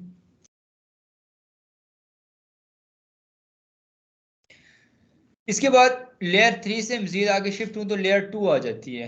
ठीक है, लेयर 2 में हम लोगों के क्या डाटा, क्या इंफॉर्मेशन होती है। लेयर 2 डाटा लिंक लेयर होती है, जहाँ पर हमारा जो एक हेडर होता है वो आईपी के हेडर के बजाय कौन सा हेडर अटैच हो जाता है, मैक एड्रेस। लेयर 2 का हेडर यानी कि मैक एड्रेस आपका अटैच हो जाता है। ये देखें, लेयर 2, लेयर वन का बेसिकली कोई हेडर नहीं होता, इसलिए लेयर 1 और लेयर 2 को मिला के लिखा जाता है। लेयर हेडर्स जितने भी ऐड किए जाते हैं ना वो लेयर 2 तक के होते हैं। लेयर 1 और लेयर 2 को मैं थोड़ा मिला के मिक्स करके एक्सप्लेन करूंगा ताकि आपको ज़्यादा अच्छी तरह से समझ आए। लेयर 1 में आपकी फिजिकल बिट्स की जो है ना ट्रांसमिशन होती है, जिसमें आपकी तारें वगैरह लगती हैं, फिजिकल कनेक्टिविटी होती है, इसका नाम भी इसलिए फिजिकल लेयर है। जैसे ये यहाँ से केबल वहाँ पर लगाई वगैरह वगैरह, ठीक है। या ये जो रिपीटर्स हम लोग बनाते हैं, एम्पलीफिकेशन जो हम लोग करते हैं, मॉडिफिकेशन जो करते हैं, ये सारा आपका फिजिकल लेयर के ऊपर काम आता है। एम्पलीफिकेशन का मतलब पता है ना सबको, लो क्वालिटी सिग्नल को हाई क्वालिटी सिग्नल में वापस शिफ्ट कर देना। इसके लिए हम लोग क्या डेली लाइफ में कौन सा मैकेनिज्म यूज करते हैं अपनी डेली लाइफ के अंदर, रिपीटर्स बनाते हैं ना हम लोग, रिपीटर्स की मदद से एम्पलीफिकेशन करते हैं। जैसे ये वाईफाई है, हमने किसी पड़ोसी को देना है, तो उसके घर में कहीं पे एक दो सिग्नल्स भी आ रहे हों तो वो इसको वापस फुल में कन्वर्ट कर देगा। उसको भी इंटरनेट हम लोग अगर किसी को डिस्ट्रीब्यूट करना चाहें, वो जो मैंने आपको एग्जांपल दी थी, अगर फिजिकल तारें नहीं बिछा सकते तो आप रिपीटर के जरिए इसका सिग्नल कैच करवा के उसको वापस एम्पलीफाई कर सकते हो उन सिग्नल्स को, ठीक है। नहीं देखा, देख लेंगे अब आप नेटवर्क में आ गए। रिपीटर यही होगा, इसी तरह की एक और डिवाइस वहां पर लगा दी जाएगी, इससे सिग्नल्स को कैच करेगी। तो राउटर को रिपीटर बनाते हैं ना, राउटर को रिपीटर बना सकते हैं आप, ठीक है। उसका ये मतलब होता है, पर्पस होता है कि बस काम यही करेगा, सिग्नल ही देगा आगे, लेकिन उसको वायरलेस ऐसे ही ये तो यहाँ पर बकायदा इसको हमने तारे वगैरह लाके इंटरनेट दिया हुआ है ना, वहां पर एक उसको पावर वाली वायर दी होगी, उससे इसके सिग्नल्स को कैप्चर करवाएंगे और वो आगे डिस्ट्रीब्यूट करना स्टार्ट कर देगा। समझिए कंसेप्ट ये है सिंपल सा। तो एम्पलीफाई तभी होगा ना वहां पर, तभी इसको उसको लगाया। यहाँ से कम नहीं, यहाँ का वहां पर कम आ रहा हो तो वो लगाएंगे तो फिर वहां पर भी फुल हो जाएंगे, ठीक है। तो लेयर 2 के एड्रेस में हमारे पास मैक एड्रेस आपका सबसे ज्यादा इंफॉर्मेशन जो है ना इंपॉर्टेंट होती है, जो है ना मैक एड्रेस अटैच किया जाता है लैन के लिंक का, ठीक है, और उसको अटैच करके इंफॉर्मेशन के साथ आगे ट्रांसफर किया जाता है। तो डेटा लिंक लेयर जो होती है ना, ये आपको पता है सेकंड लेयर होती है ऑफसेट मॉडल के अंदर। तो ये फ्रेमिंग और एड्रेसिंग, मैक एड्रेसिंग और एरर डिटेक्शन, यहाँ पर ये याद रखिए एरर डिटेक्शन मैकेनिज्म जो होता है वो भी यहाँ पर साथ चेक किया जाता है। वो तो आपको पता है हर एक लेयर के ऊपर ही एरर डिटेक्शन साथ साथ चेक किया जाता है, लेकिन लेयर 2 भी उसके लिए रिस्पॉन्सिबल होती है। वहाँ पर एरर को डिटेक्ट किया जाता है कि कहीं आपकी कोई बिट लॉस तो नहीं हुई, और इसके अलावा ये पॉइंट टू पॉइंट कनेक्टिविटी के लिए भी रिस्पॉन्सिबल होता है, और ये लॉजिकल लिंक्स भी क्रिएट करता है मुख्तलिफ कनेक्टेड नोड्स के दरमियान में। तो ये इंफॉर्मेशन है आपकी OSI मॉडल में लेयर 2 के हवाले से। और इसमें एग्जांपल में आपके स्विचेस वगैरह आ जाते हैं, ठीक है। स्विच जो होता है वो लेयर 2 की डिवाइस है जो कि मैक एड्रेस के ऊपर काम करती है। ब्रिजेस भी इसकी एग्जांपल है, ठीक है, वो भी यहाँ पर यूज़ होते हैं। तो लेयर 1 में आपको पता है, इसके बाद ये सारी इंफॉर्मेशन इसी के हवाले से लिखी हुई है, इसको आप स्टडी कर लीजिएगा। एरर चेकिंग मैकेनिज्म में वो सारा आपके पास ये इंफॉर्मेशन आई है, बिट्स हैं उनको किस तरह से चेक किया जा रहा है, उनके सीक्वेंस को, फ्रेम्स को।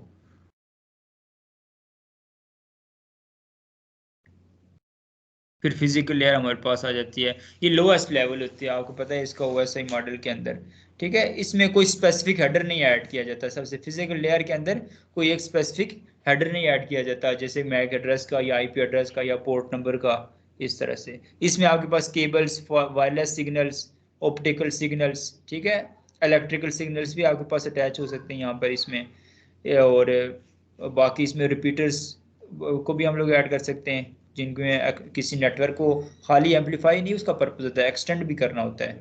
जैसे इस वाईफाई के अगर सिग्नल इस घर में आ रहा है, नीचे वाले में भी देना चाहें तो उसको भी, उसके लिए भी रिपीटर को यूज़ करते हैं। मेजर वही पर्पस होता है, उसको आप अपने नेटवर्क को बढ़ाना चाहते हो, इन्हेंस करना चाहते हो, एक्सटेंड करना चाहते हो, ठीक है। तो और इसके अलावा जो इतनी टोपोलॉजीज बनाते हैं ना, वो तमाम तर टोपोलॉजीज, चाहे बस टोपोलॉजी बनाओ, रिंग टोपोलॉजी बनाओ, मैश टोपोलॉजी बनाओ, स्टार टोपोलॉजी बनाओ, वो सारी की सारी फिजिकल लेयर के ऊपर बनती हैं, फिजिकल कनेक्टिविटी की मदद से बनती हैं। तो वो टोपोलॉजीज के लिए भी और पॉइंट टू पॉइंट कनेक्टिविटी के लिए भी आपकी जो है ना वो फिजिकल लेयर यूज होती है। बस यहाँ पर ये मज़ीद कुछ एप्लीकेशंस और उनके जो डेटा वगैरह ट्रांसफ़र करती हैं और उनके पोर्ट नंबर्स मज़ीद मैंने ऐड किए हुए हैं, इनको भी आप देख लीजिएगा। ये नोट्स इनमें मैंने कुछ मॉडिफिकेशन करनी थी प्रीवियस क्लास में, इसलिए नहीं भेजे थे। आज मैंने इनमें मॉडिफिकेशन डेटा मज़ीद ऐड कर दिया है, तो अब ये मैं आप लोगों के साथ शेयर करूँगा तो आपको इनकी समझ आएगी। अब ये जो हमने DNS के हवाले से बात की, या फिर ये जो पैकेट्स का साइज़ और इनकी कम्युनिकेशन किस तरह से ये होती है।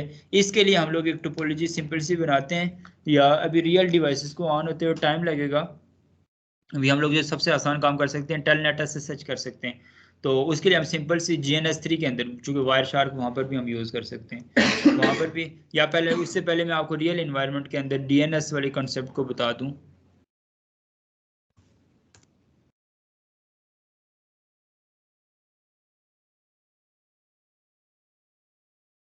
अब ये देखें, वायर शार्क आपको मैंने सबको बताया था, इसको यूज़ करना आपको पता होना चाहिए। अभी लेट्स सपोज मैं कोई क्यूरी जनरेट करूंगा, तो उसमें देखिएगा कि किस तरह से DNS आपका इन्वॉल्व होगा। DNS का पैकेट वगैरह मैं आपको सिंपली कैप्चर करके दिखाऊंगा। अभी जो कि मैं यहाँ पर वायरलेसली कनेक्टेड हूँ ना वाईफाई के साथ, तो यहाँ पर ये देखें, ये वाईफाई के सिग्नल्स ये कैप्चर कर रहा है मेरे लिए। बाकी अलग चीज़ है, कोई स्पेसिफिक पर्पज है इसके, लूप बैक इंटरफेस। तो ये जो है ना, इसके मैं सिग्नल्स को कैप्चर करता हूँ। अभी देखें सिग्नल्स कैप्चर होना स्टार्ट हो गए, ठीक है।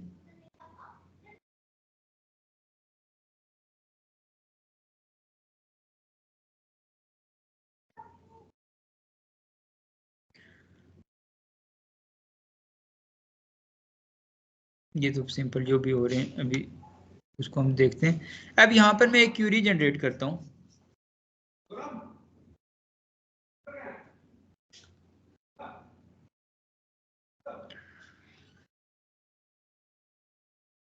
यहाँ पर लेट्स सपोज मैं YouTube ओपन करता हूँ ऐसे।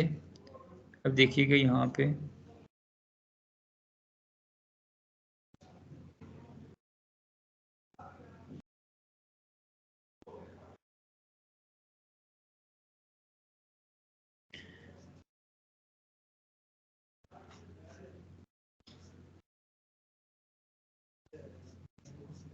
ये नहीं, ये TCP क्या बहुत वो हो रहा है, क्योंकि अभी लाइव कम्युनिकेशन भी स्टार्ट साथ चल रही है और भी टैब चल रही है, दैट्स व्हाई ये फिर से दोबारा से करते हैं।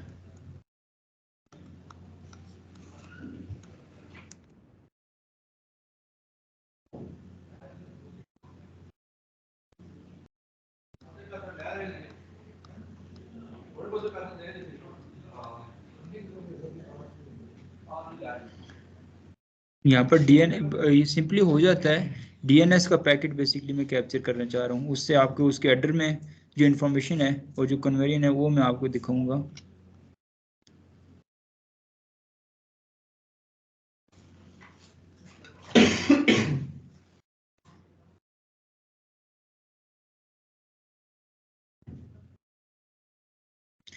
ये जितनी ये लिखी हुई है ना QUIC, ये सारी जो है ना UDP के पैकेट्स आ रही हैं अभी जो हमारी लाइव कम्युनिकेशन हो रही है, ठीक है। इसमें ये यूजर डाटाग्राम प्रोटोकॉल चल रहा है, ये देखें, ठीक है।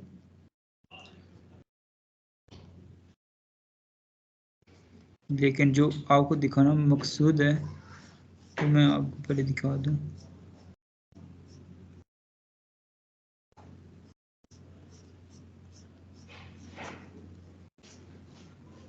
पर ये अगर अभी, हाँ, ये TCP के हैं।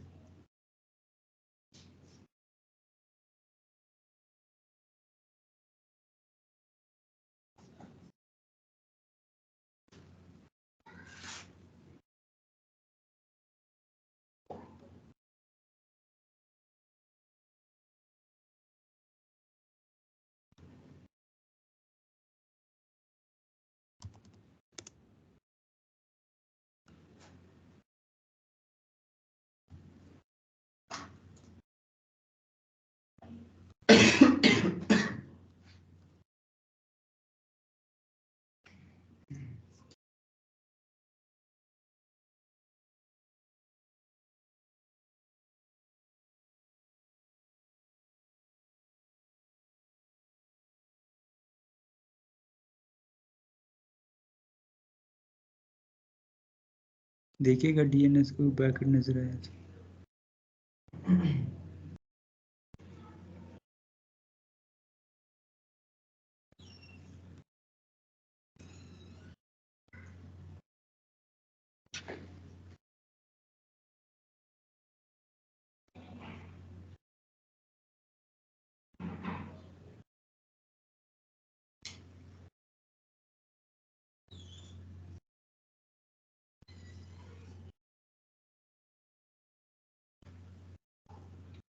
ये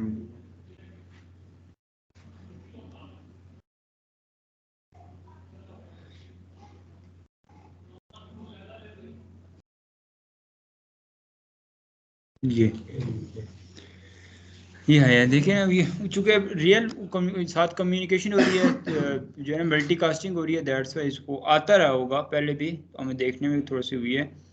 अब हम लोग देखें इस डीएनएस के पैकेट को, तो सबसे पहले देखें सोर्स आईपी जो है 192.168.18.84, मैंने कहा था सोर्स आईपी तो ये होगी, लेकिन उसके साथ 192.168.18.1 ये याद रखिएगा, ये वो उस डीएनएस सर्वर का आईपी है जो कि मुझे नाम के जरिए आईपी रिजॉल्व करके देगा।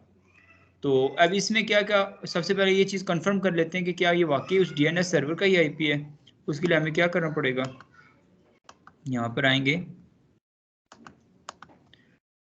वाईफाई के अंदर, देखते हैं डीएनएस सर्वर का आईपी क्या था। ये देखें आईपी वेरिएंट 4 का डीएनएस सर्वर का 192.168.18.1, देखें वही स्पेसिफिक आईपी था डीएनएस सर्वर का जिसके बारे में हम लोग बात कर रहे हैं। सोर्स आईपी जो है वो 192.168.18.84 जो कि हमारे नेटवर्क का आईपी है, और 192.168.18.1 इसके डेस्टिनेशन आईपी है जो कि डीएनएस का है।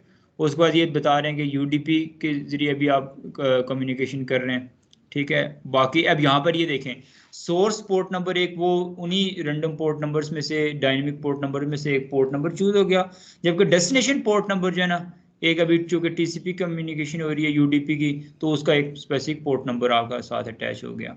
बाकी इसका डेस्टिनेशन पोर्ट लेंथ क्या है, चेकसम क्या है, इस चीज़ को भी हम लोग राउटिंग में आगे डिटेल में स्टडी करेंगे, बाकी क्या क्या इसकी इंफॉर्मेशन यहाँ पर अटैच हुई हुई है, ठीक है। अब ऐसे ही हम लोग जो है ना इसको मज़ीद थोड़ा सा अगर डिटेल में स्टडी करें,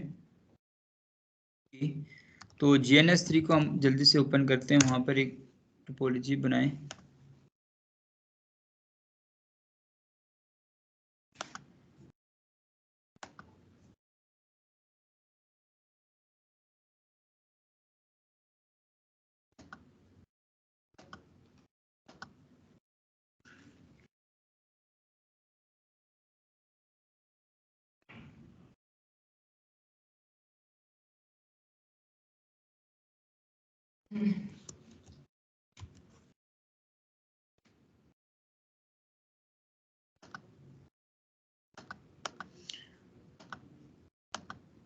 सिंपल हम दो राउटर्स ले लेते हैं, उनके दरम्यान में हम लोग किसी एक प्रोटोकॉल को इनेबल करते हैं। अब ये वायरशार्क, अभी ये जो वायरशार्क में पैकेट कैप्चरिंग ओपन की हुई थी, ये रियल मेरी जो इस वायरलेस कार्ड की थी, ठीक है, वाईफाई कार्ड की, उसको हम लोग डिलीट कर देते हैं।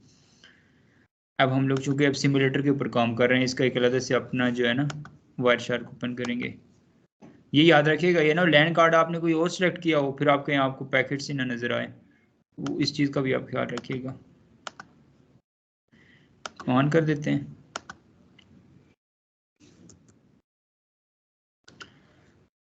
कंसोल एक्सेस कर लेते हैं वही पुट्टी के जरिए, इसको भी कंसोल एक्सेस कर देते हैं पुट्टी के जरिए। ये अब जो करेंगे ये कॉन्फ़िगरेशन होगी, ठीक है। इनके दोनों इंटरफेसेस के दरमियान में कोई एक आईपी का नेटवर्क हम लोग यहाँ पर मेंशन कर देते हैं जो ऐड करेंगे। वो लेट्स सपोज हम लोग 192.168.100.0 वाला नेटवर्क चला देते हैं, इस इंटरफेस पे 1 और इस इंटरफेस पे 2। तो राउटर 1 पे सबसे पहले हम लोग enable configuration terminal interface fast ethernet 0/1, उसको नो शट डाउन किया। उसके बाद आईपी एड्रेस उसको असाइन कर लेंगे 2.168.100.1 और उसके अकॉर्डिंगली उसको मास्क असाइन कर लेंगे। तो ये सबनेटिंग सबने सीखी थी ना, तो इस तरह से ये क्लास सी का आईपी एड्रेस है जो कि डिफ़ॉल्ट मास्क के साथ है। अभी कोई हमने सबनेटिंग यहाँ पर नहीं की और उसको नो शट डाउन भी कर लिया हमने। सही, हम राउटर 2 में आएंगे,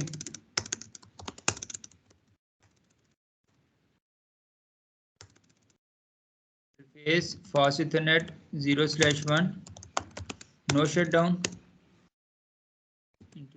हो गया, ठीक है। और उसको आईपी एड्रेस असाइन कर लेंगे 192.168.100.2।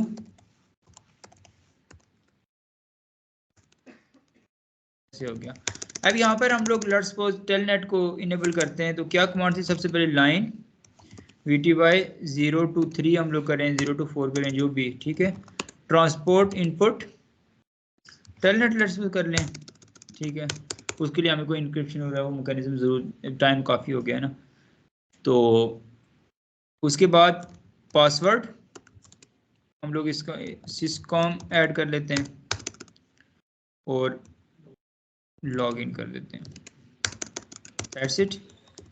और ग्लोबल में आके हम लोग इनेबल पासवर्ड कर लेंगे ताकि हमें फुल एक्सेस मिल जाए। इनेबल पासवर्ड, वहाँ पर हमने क्या रखा था सिस्कॉम, यहाँ पर सिस्को 12 रख देते हैं, ठीक है। ये पासवर्ड रख दिया। राउटर 1 में आते हैं, टेलनेट करते हैं 192.168.100.2। क्या था पासवर्ड, ये पासवर्ड। अब देखें राउटर 1 के टैब में हमें राउटर 2 ओपन हो गया, ठीक है। तो ये बेसिकली क्या, कौन सा काम, कौन सा मैकेनिज्म हुआ, टेलनेट का हुआ। अभी इसको रिमूव कर लेते हैं, इससे पहले पैकेट्स कैप्चरिंग को ओपन कर लेते हैं क्योंकि पैकेट्स हमारे मिस हो जाएंगे। स्टार्ट कैप्चरिंग पे आए,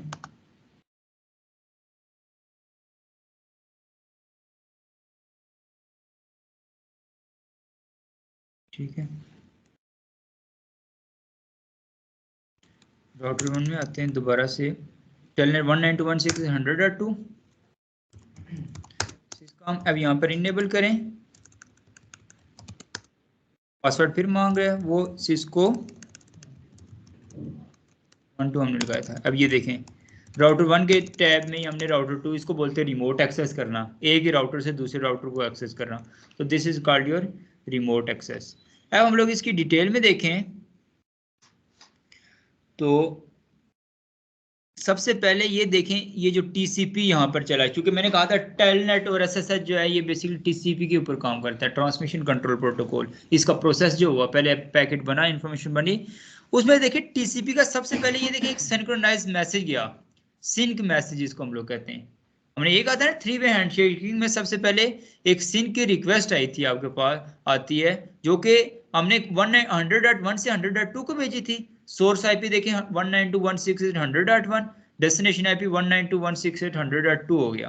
प्रोटोकॉल कौन सा चल रहा है, टीसीपी का, और वो चल रहा है, सिंक्रोनाइजेशन हो रही है। अब इसकी अगर मजीद हम लोग डिटेल्स को ओपन करें, अब ये देखिएगा सोर्स पोर्ट नंबर जो है कोई भी एक अमाउंट है, और ये जो है ना रैंडम पोर्ट नंबर के तौर पर चूज हुई है, जबकि डेस्टिनेशन पोर्ट नंबर टेलनेट की पोर्ट नंबर प्रॉपर जो उसकी स्टैंडर्ड पोर्ट नंबर है, वेल नोन पोर्ट नंबर है 23, वो यूज की जा रही है, ठीक है। ये इंफॉर्मेशन है, टीसीपी है। इसके अलावा इसके मजीद एड्रेस में जो इन्फॉर्मेशन है वो सोर्स आईपी और डेस्टिनेशन आईपी, ये तमाम चीजें जो है ना इसकी इंफॉर्मेशन के साथ अटैच हैं। लेकिन अब एक इंपॉर्टेंट बात देखिएगा, ये वो पैकेट था जो 1 से 2 की तरफ आया था पहले इंफॉर्मेशन।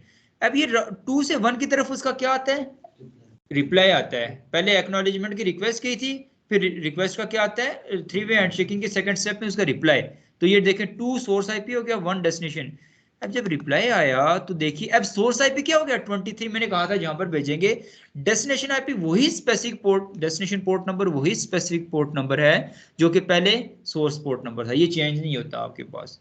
और इसके अलावा ये मेजर इन्फॉर्म जो है ना इसके बारे में आपको पता होना चाहिए। और ये बेसिकली उसका क्या आया था, रिप्लाई आया था जो हमने रिक्वेस्ट भेजी थी। और ये थर्ड जो है ना वो उसका क्या, उस पहले सिंक्रोनाइजेशन, फिर सिंक्रोनाइजेशन की एक्नॉलेजमेंट, और फिर उस एक्नॉलेजमेंट की एक्नॉलेजमेंट का तीसरा पैकेट, फिर दोबारा 1 ने 2 को क्या किया, एक उस एक्नॉलेजमेंट का रिस्पांस भेजा। ये 3 वे इनकी पहले हैंडशेकिंग हुई, टीसीपी के जरिए इनका डेटा की पहले सबसे पहले रिलायबिलिटी और इंटेग्रिटी को मेंटेन रखा गया। उसके बाद फिर आगे ये देखिए टेलनेट यहाँ पर चला, टेलनेट होने से पहले ये इनकी आपस में कनेक्शन इस्टेब्लिश हुआ टीसीपी की मदद से, और ये सिक्योर कम्युनिकेशन हुई। सिक्योर से मुराद वो नहीं ना समझेगा जो टेलनेट वाली हम लोग डेटा की इंफॉर्मेशन की बात कर रहे हैं, हम टीसीपी के लिहाज से बात कर रहे हैं। तो इसमें बाकी टेलनेट के हवाले से हमें पता है टेलनेट की इंफॉर्मेशन में क्या क्या चीज़ें होती हैं, टेलनेट सिक्योर नहीं होता वगैरह वगैरह, ठीक है। तो ये था सारा का सारा जो है ना डाटा और इन्फॉर्मेशन जो थी वो ओएसआई मॉडल के हवाले से, और ओएसआई मॉडल को हमने समझा अच्छी तरह से। अब मुझे उम्मीद है कि आप डेली लाइफ में भी इंफॉर्मेशन की कम्युनिकेशन के दौरान में आप इसको अपनी डेली लाइफ के अंदर भी यूज़ करेंगे और रिलेट करेंगे। रिलेट करके इसको जब स्टडी करेंगे और अंडरस्टैंड करेंगे ना तो आपके लिए ईजी होगा। तो इसको मैंने आपको प्रैक्टिकली भी करके दिखा भी दिया इसके एविडेंसेस। और मज़ीद कोई क्वेश्चन हो आप लोगों का तो पूछ लें। क्लियर हुआ है वैसे ही मॉडल, कुछ थोड़ा आइडिया हुआ है? इम्पॉर्टेंट है ना कम्युनिकेशन के लिए। देखिए मैं स्विचिंग जो यूज़ कर रहे थे वहाँ पर भी लेयर 2 हमने को स्टडी किया, फिजिकल तारें जोड़ने में भी वैसे ही मॉडल इन्वॉल्व है, और इंफॉर्मेशन को रूट करने तक भी वैसे ही मॉडल इन्वॉल्व है। आप आईटी कर रहे हैं? कौन सी यूनिवर्सिटी से? तो आपको ऐसे पढ़ाया गया है वैसे मॉडल? सर अभी ये वाला सब्जेक्ट नहीं पढ़ा।